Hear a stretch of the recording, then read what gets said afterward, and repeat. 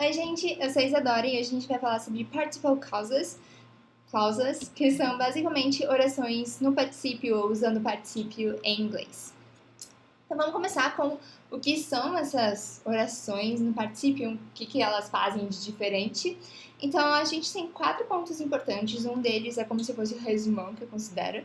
Então, o primeiro é que essas orações, elas dependem de outras orações, dependem de outras sentenças, elas usam o verbo no particípio, é por isso que elas são chamadas de participle clauses, né, orações no particípio.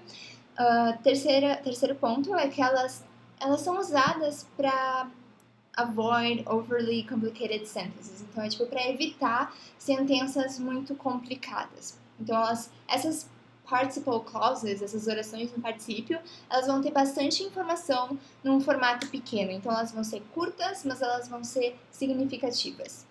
E, claro, o último ponto é que elas geralmente são utilizadas no inglês mais formal, escrito. Bem, a gente tem vários tipos de orações no particípio. Então, a gente vai começar com as orações no particípio que utilizam o gerúndio, né? O ing, que a gente chama. Bem, tem 4 situações que a gente vai usar essas participle clauses como no ing, né?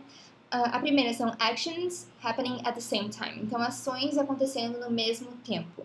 Então, ali a gente tem um exemplo. She left the room singing happily. Então, a gente tem 2 ações. Sair do quarto e a gente tem a ação cantar. Né? Então, sair e cantar. Só que as duas estão acontecendo ao mesmo tempo. Então, a gente vai usar, ao invés do particípio, o particípio, que geralmente a gente usa nos tempos verbais, que é aquele que a gente adiciona o ed no final, a gente vai usar o particípio no ing. Por quê? Porque, na verdade, participle em inglês não é apenas o particípio que a gente pensa em português, mas sim o particípio, o gerúndio e o infinitivo, se vocês entendem o que eu estou falando. Então, bem, voltando aqui, o primeiro exemplo, ações acontecendo ao mesmo tempo. Segundo exemplo, ações acontecendo uma atrás da outra, então consecutivamente. Então, opening the envelope, I found a letter. Então, eu abri o envelope e eu encontrei uma carta.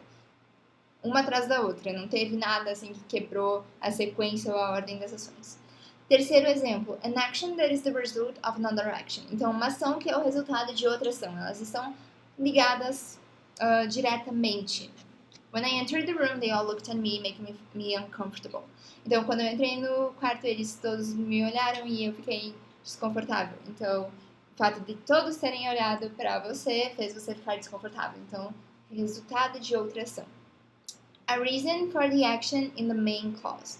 Então, a razão de uma ação que está na oração principal. Então, working as a salesman, I get to meet a lot of businessmen. Então, qual que é a oração principal? A oração principal é que você consegue conhecer várias pessoas de negócios.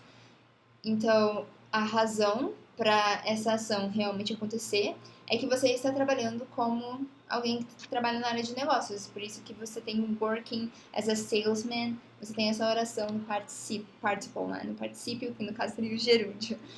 Bem, outros tipos de participle clauses é quando a gente tem o having seguido pelo past participle. Então, a gente usa isso geralmente em 2 situações. A primeira é to make it clear that an action before another one. Então, quando uma ação, você quer deixar bem claro que uma ação aconteceu antes de outra ação. Então, having brushed my teeth, I realized I hadn't used my toothbrush. Então, depois que eu escovei os meus dentes, eu percebi que eu não tinha usado a minha escova de dentes. Então, você quer deixar bem claro que você acabou escovando seus dentes antes de você perceber que você não estava com a sua escova de dentes. Esse é um exemplo. A outra situação é to talk about 2 actions which are not consecutive or when the first action happens over a period of time. Então, você quer falar sobre 2 ações que não são consecutivas.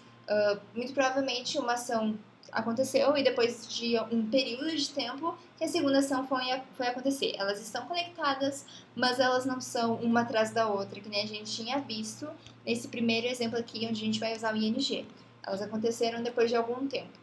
Então, having read the book before, he knew how the film would end.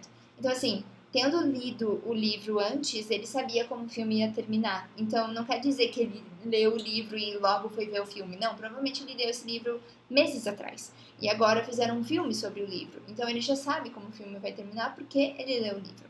Esse é um dos exemplos. A gente já está quase acabando. Penúltimo exemplo para participle clauses é o past participle. Então, aqui no anterior a gente tinha o having past participle e aqui a gente só tem o past participle. E também só tem uma situação.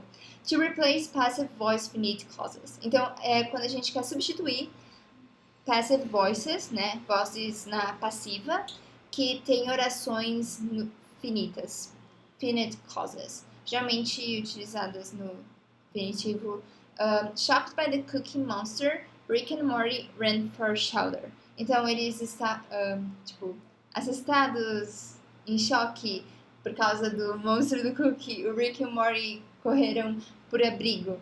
Então, isso é meio que para substituir uma voz passiva.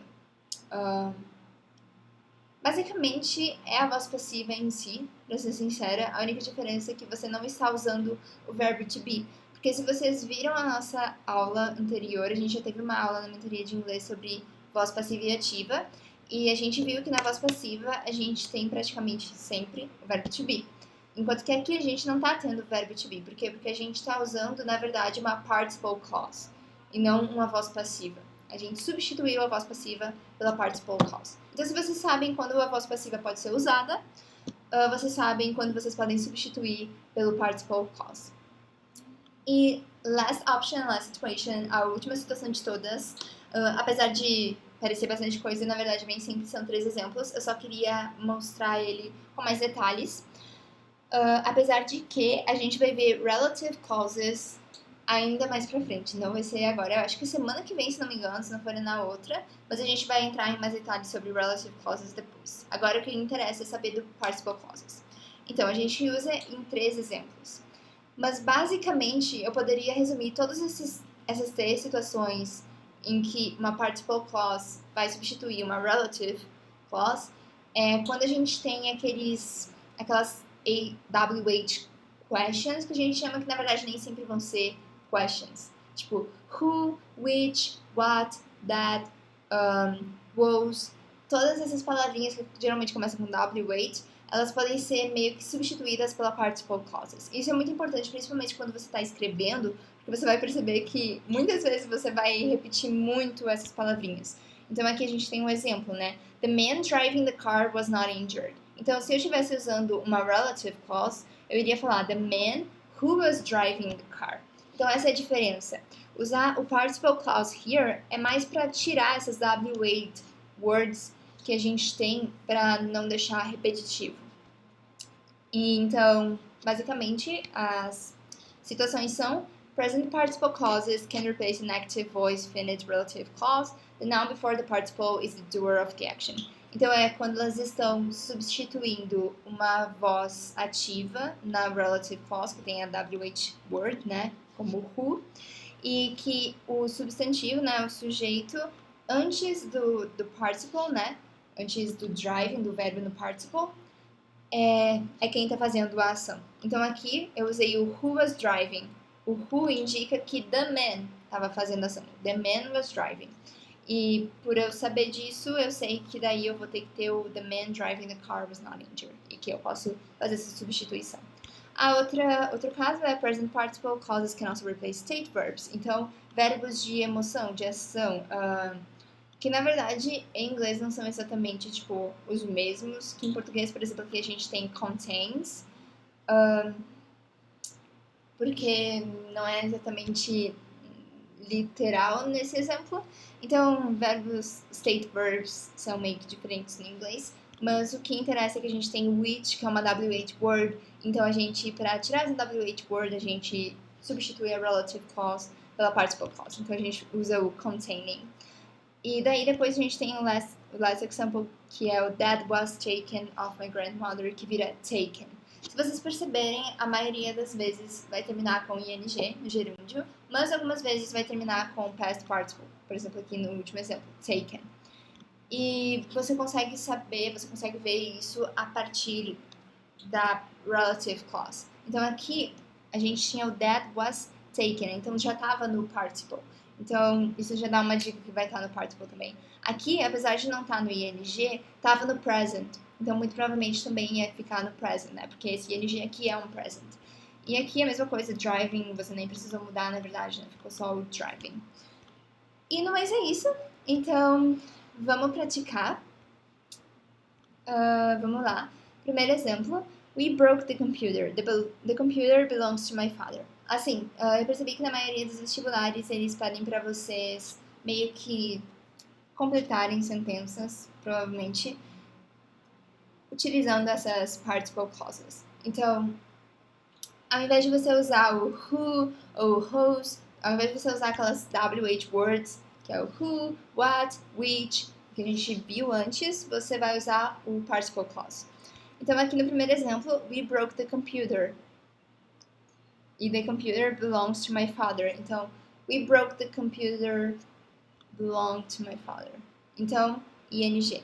We broke the computer belonging to my father. Second example, the man is in the garden. The man is wearing a blue jumper. So, the man is in the garden wearing a blue jumper. The man is in the garden. Oh, the man wearing a blue jumper is in the garden. Só mudou a ordem, mas é a mesma coisa. Third example, we found a doctor. The doctor works at a hospital in Madrid. Então, we found a doctor working at a hospital in Madrid. We found a doctor working at a hospital in Madrid. Fourth example, people will not be allowed to enter. People have arrived late. A gente tá no quarto agora, né? Então, people will not be allowed to enter. Então, people arriving late will not be allowed to enter. So, people arriving late will not be allowed to enter. Como é que eu sabia que eu devia colocar esse arriving lá pra frente? Porque a gente está se relacionando a people e não a winter. Então, geralmente, quando você quer fazer essa relative clause, você vai colocar logo depois do que você está falando sobre. Se eu estava falando sobre people, eu vou colocar lá perto de people. E aqui, o último exemplo. Don't wake the baby is sleeping in the next room. Don't wake the baby sleeping in the next room. Então, como vocês devem ter percebido, na maioria das vezes a gente vai usar o ing para fazer essas relative clauses. Era isso por hoje. Aqui são as referências. Se vocês tiverem qualquer dúvida, sinta-se à vontade para mandar mensagem no grupo do WhatsApp ou no Google Classroom. Os links para vocês se juntar a eles estão na descrição desse vídeo e também mandem mensagem no Instagram se vocês quiserem. Fiquem à vontade. Era isso por hoje. Espero que tenham gostado e tchau!